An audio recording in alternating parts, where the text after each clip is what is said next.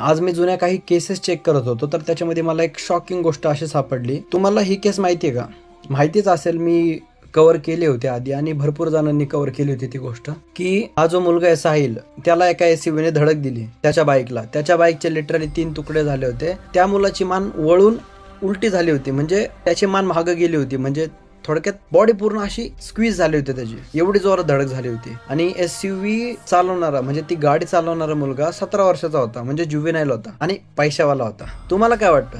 तुम्ही सांगा रिझल्ट, तुम्हाला काय वाटतं? आपल्या पुण्यामध्ये पण अजून एक पुणे पोर्शे केस झाली होती, त्याचा रिझल्ट तर तुम्हाला माहिती आहे की काय बाबा, रिझल्ट काय होता, रिझल्ट त्याचा माहिती आहे तुम्हाला. तुम्हाला काय वाटतं ह्या बाबतीत काय झालं असणार? तुमच्यातले भरपूर जण हाच विचार करत असतील की त्याला सोडून दिलं, आणि तुम्ही एकदम बरोबर विचार करताय. आता सुरुवातीला ऍक्सिडेंट झाल्यानंतर लगेचच बेल मिळाली त्याच्या 10th एक्झामसाठी. म्हणजे कारण असं देण्यात आलं की त्याची 10th एक्झाम आहे, 10th एक्झामसाठी त्याला बेल मिळाली, त्याला बेल देण्यात यावी.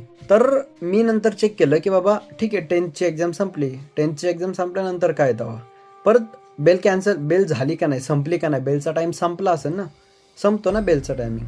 तर मी चेक केलं, तर त्यांनी 10 तारखेला परत एक बेल ऍप्लिकेशन फाईल केलं आणि रेग्युलर बेल मिळवली. म्हणजे ज्या माणसाने एका व्यक्तीचा जीव घेतलाय ते पण एवढ्या खतरनाक, म्हणजे एवढ्या घाणेरड्या पद्धतीने, म्हणजे ते बिचारा पोरग गाडी चालवत होतं, त्याची लिटरली बॉडी पूर्ण अशी हे झाली आहे, म्हणजे पूर्ण फिरली अख्खीच्या अख्खी, आणि त्याचा जीव गेला बिचाराचा. तो आणि त्याची आई राहायचे, 2 जण राहायचे, त्याचा बिचाराचा जीव गेलाय. आणि ह्या माणसाला, म्हणजे ह्या मुलाला परत बेल मिळाली, रेग्युलर बेल. जजने अजून पण, म्हणजे आज ऑगस्ट सुरू आहे, ऑगस्ट, गोष्ट झाली कधी होती, मार्च एप्रिलचं बोलतोय मी, फेब्रुवारी मार्चचं, म्हणजे जजनी त्या बेलवर त्याचं जजमेंट रिझर्व ठेवलंय अजूनपर्यंत. म्हणजे मी बघितलं, त्याच्या आईला मी जंतर मंतरवर CJP प्रोटेस्ट मध्ये पण पाहिलं होतं. ती बिचारी फिरतीये की तिला कुठं जस्टिस मिळेल, ती फिरतीये की माझ्या मुलाला जस्टिस कुठं मिळेल. आणि तो मुलगा, त्याला कशाच काहीच घेणं देणं नाही, तो मस्त त्याच्या लाईफ जगत असन. त्यांनी उडवलं एका मुलाला, उडवलं गेला तेल लावत, काय फरक पडतो, आपला बाप हाय सांभाळायला. ह्यांच्याकडे पैसे आहेत म्हणून गरीबाच्या पोराला मारणार का? गरीबाचं पोर मेलं त्याचं काही घेणं देणं नाही ह्यांचं पोरगं वाचणं गरजेचं आहे. अरे किती लाचाट आहे त्यांचे आई बाप पण. आणि त्याचा बाप चुकीसाठी सॉरी म्हणतोय, मला माफ करा, माझे चुकी झाले. अरे